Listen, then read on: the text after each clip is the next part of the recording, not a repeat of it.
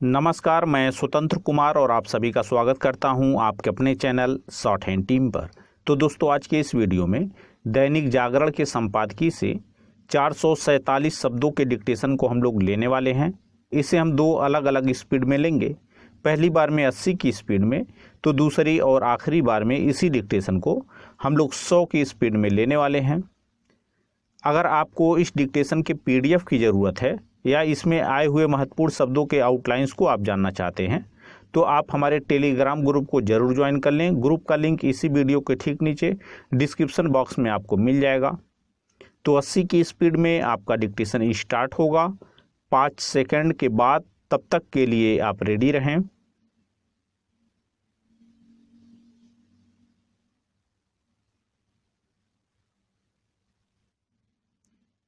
Start. Kashmiri हिंदुओं को संबोधित करते हुए राष्ट्रीय स्वयंसेवक संघ के प्रमुख मोहन भागवत ने यह जो कहा कि उनकी वापसी इस तरह होनी चाहिए कि उन्हें फिर उजाड़ा ना जा सके, उस पर सरकार ही नहीं सभी दलों को भी गंभीरता से ध्यान देना चाहिए। इसलिए देना चाहिए क्योंकि कई विपक्षी दल बहुचर्चित फिल्म द कश्मीर फाइल्स को न केवल खारिज कर रहे हैं बल्कि उसे झूठी फिल्म भी बता रहे हैं।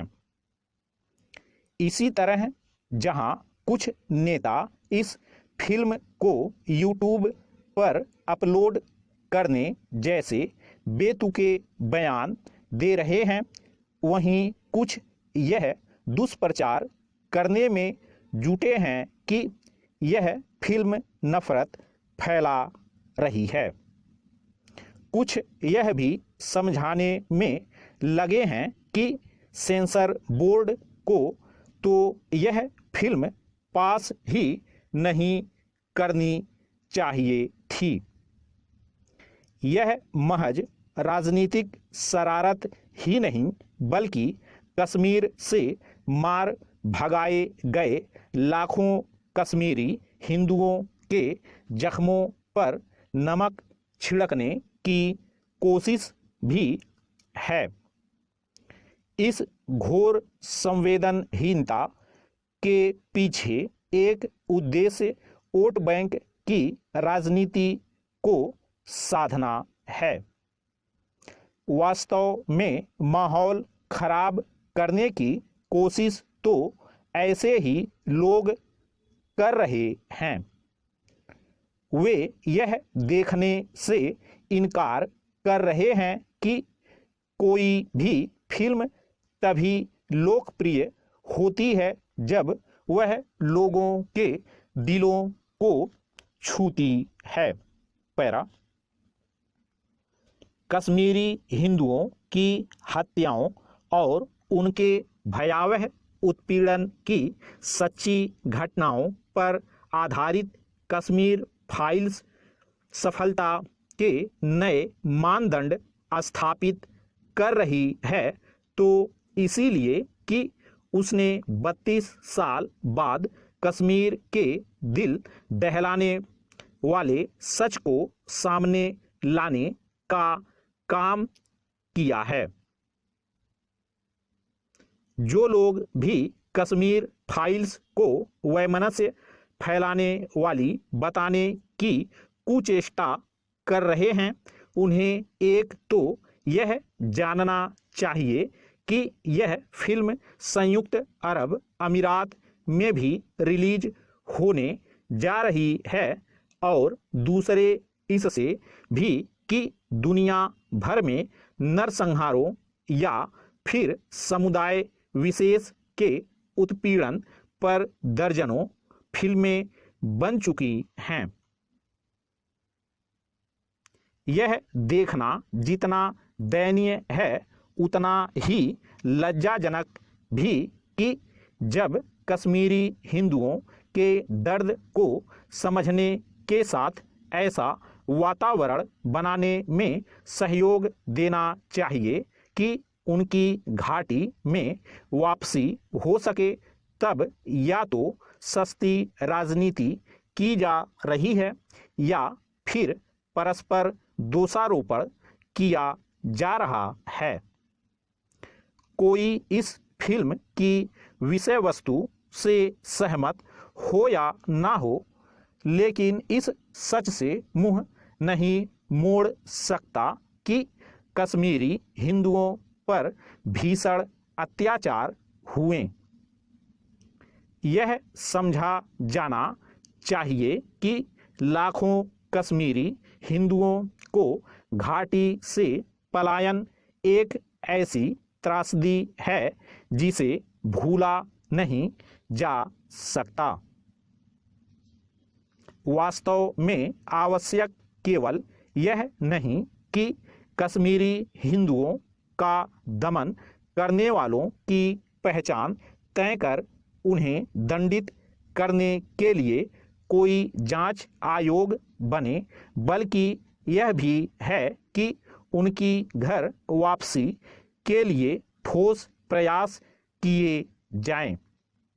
ये प्रयास तभी सफल होंगे जब उन्हें सभी का सहयोग मिलेगा। स्टॉप। दोस्तों, इसी डिक्टेशन को दूसरी बार में हम लोग 100 की स्पीड में लेंगे और आपका समय स्टार्ट होगा 5 सेकंड के बाद। तब तक के लिए आप रेडी रहें।